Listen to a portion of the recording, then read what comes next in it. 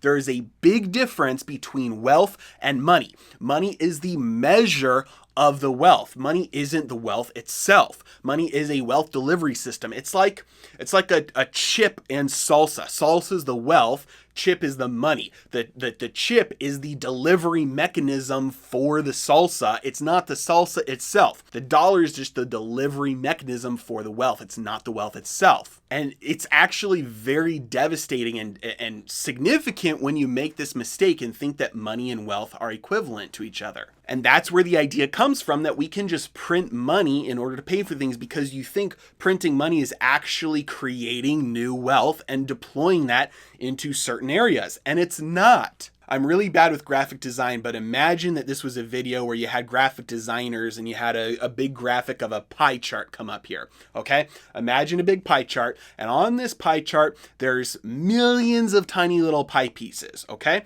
So the pie itself represents the wealth, right? And some of these pieces of pie, and each one of the slices, the size of the slice represents the units of money in the system, in this case, the dollar. Now, when the Federal Reserve prints money in order to finance government spending, what happens is new pieces of pie are inserted into the pie graph, right? So you have the same size pie. The pie is not growing, but there are more slices now. Now, there are so many slices or so many dollars, and the wealth is so distributed throughout so many, 300 million different players, that nobody notices right when it happens when that money gets printed for government financing. But that money that's printed, those are new slices that are inserted into the pie. Those slices get transferred over into the government's spending power, and then they deploy those into certain areas. And so it goes to business A, business B, and all government employees, pie slice number 3.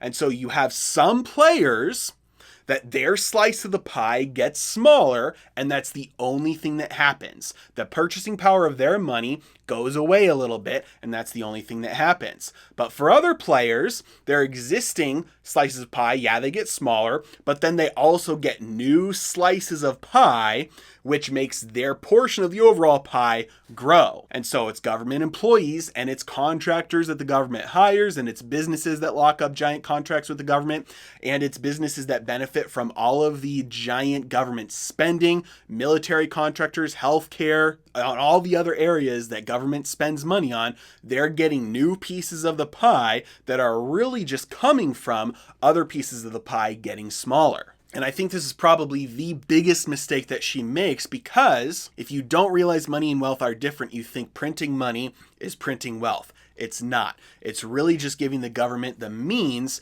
to redistribute and move resources away from some people and hand them to other people, with most not really knowing, because it's basically like spending financed by taxes that nobody realizes is happening.